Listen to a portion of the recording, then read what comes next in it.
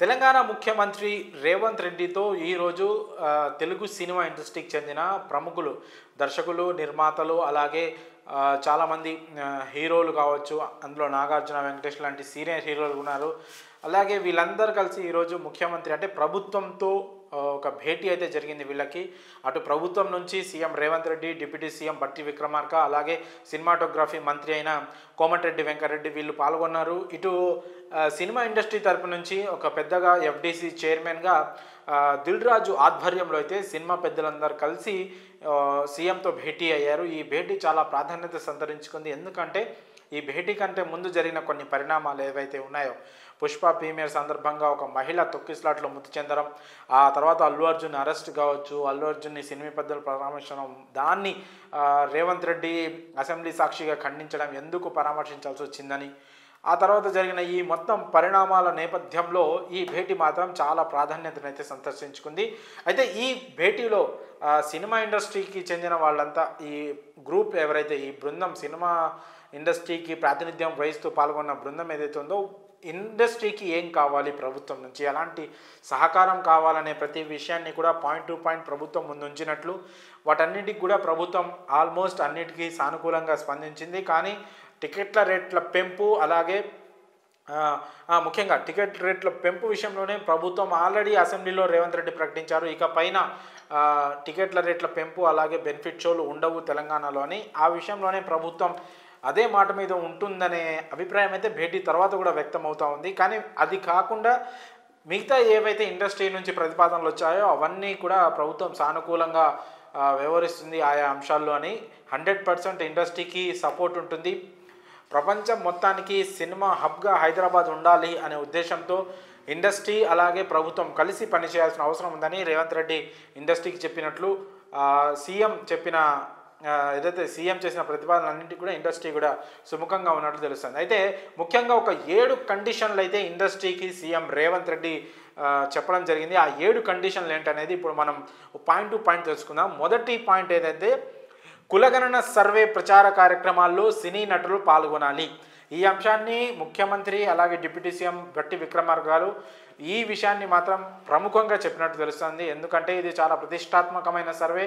ఈ సర్వేకి సినీ ప్రముఖుల నుంచి ప్రచార కార్యక్రమాల్లో పాల్గొంటే దీనికి సామాన్య జనాల వరకు కూడా దీనిపైన అవగాహన కలిగించడానికి అవకాశం ఉంటుందని ప్రభుత్వం భావిస్తుంది. అలాగే రెండో పాయింట్స్ వచ్చేసి, డ్రగ్స్కు వ్యతిరేకంగా మాదక ద్రవ్యాల నిర్మూలనకు సినీ తారలు సహకరించాలి అని ఇంకో పాయింట్ ఉంది. ఈ పాయింట్ని కూడా ప్రభుత్వం సినీ పెద్దల ముందు, సినిమా నటుల ముందు ఉంచింది.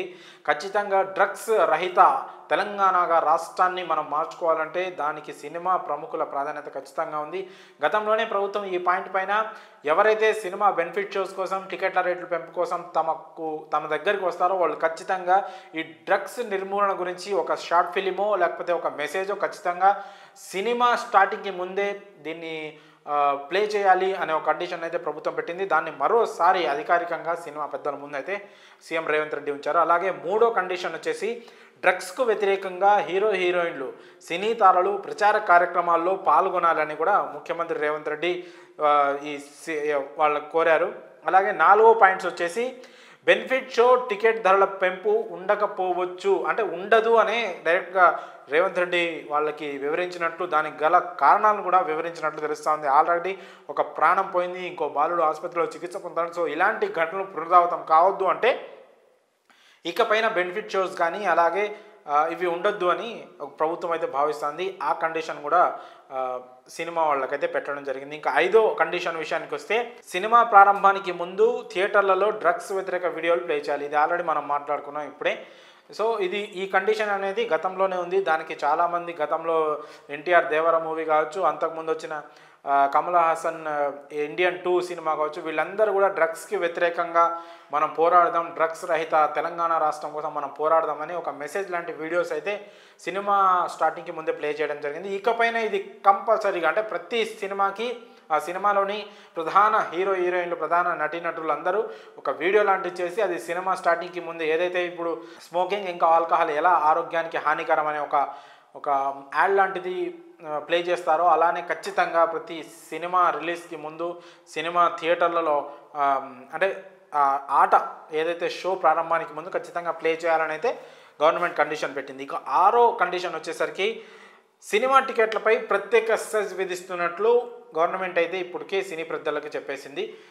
సో ఇదొక ఇంపార్టెంట్ పాయింట్ అనుకోవచ్చు. ఎందుకంటే ఇప్పటికే చాలా ట్యాక్సులు ఉన్నప్పటికీ కూడా ఇప్పుడు ఒక ప్రత్యేకమైన సెస్ను, అంటే సినిమా ఇండస్ట్రీకి సంబంధించి చాలా మంచి ఇన్కమ్ ఉంది సినిమా ఇండస్ట్రీకి. కాకపోతే ఇప్పుడు ఈ టికెట్ల హైక్ వల్ల కూడా, అంటే చాలా పెద్ద పెద్ద సినిమాలు రిలీజ్ అయినప్పుడు అసలు మనం ఊహించని రేంజ్లో టికెట్ ప్రైజ్లు ఉంటున్నాయి. కొంతమంది దానిపైన ఇప్పుడు రీసెంట్గా పుష్ప 2 సినిమా టికెట్స్కి ముందు డే 1 డే 2కి సంబంధించిన టికెట్ ప్రైస్ 1500 1000 అట్లా ఉండడం చూసి చాలామంది విమర్శలు కూడా చేశారు. అయితే ఇంత భారీ రెవెన్యూ జనరేట్ అవుతున్న సినిమా ఇండస్ట్రీ నుంచి, సినిమాల నుంచి ఖచ్చితంగా ఒక పన్ను రూపంలో, సెస్ రూపంలో ఎంతో కొంత ఇన్కమ్ ప్రభుత్వానికి రావాలి. అది మళ్ళీ ప్రజలకు ఉపయోగపడాలి.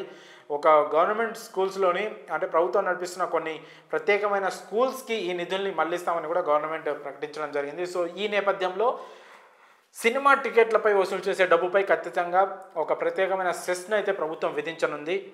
ఇక 7వ కండిషన్ వచ్చేసి యాంటీ డ్రగ్ క్యాంపెయినింగ్కు సినిమా ఇండస్ట్రీ ఖచ్చితంగా సహకరించి తీరాలి అని సీఎం రేవంత్ రెడ్డి అయితే ఒక కండిషన్ అయితే సినిమా ఇండస్ట్రీకి పెట్టడం జరిగింది. అక్కడ ఉన్నవాళ్ళు ఈ 7 కండిషన్లకు కూడా అక్కడ ఉన్నవాళ్ళు దాదాపు చాలామంది పెద్దలు వచ్చారు. అల్లు అరవింద్ కానీ, ఇంకా సురేష్ బాబు కానీ, దిల్ రాజు కానీ, ఇంకా మిగతా హీరోలలో పెద్ద హీరోలు వెంకటేష్ కానీ, నాగార్జున కానీ, మిగతా దర్శకులు త్రివిక్రమ్ కావచ్చు, ఇంకా చాలామంది వచ్చారు ఈ భేటీకి. సో వీళ్ళందరూ కూడా, వీటిపైన సీనియర్ దర్శకులు రాఘవేంద్రరావు గారు కూడా వచ్చారు. సో వీళ్ళందరూ కూడా ప్రస్తుతానికి గవర్నమెంట్ పెట్టిన ప్రతి కండిషన్ కూడా దాదాపు వీళ్ళందరూ సుముఖంగానే ఉన్నట్లు తెలుస్తూ ఉంది. మరి భవిష్యత్తులో ఇవన్నీ అధికారికంగానే కంటిన్యూ అవుతాయా, లేకపోతే మార్పులు చేర్పులు జరుగుతాయా అనేది మాత్రం తెలియాల్సి ఉంది. మరి భేటీలో గవర్నమెంట్ సినిమా ఇండస్ట్రీకి పెట్టిన ఈ 7 కండిషన్లపై మీ అభిప్రాయాలను కామెంట్స్ రూపంలో తెలియజేయండి.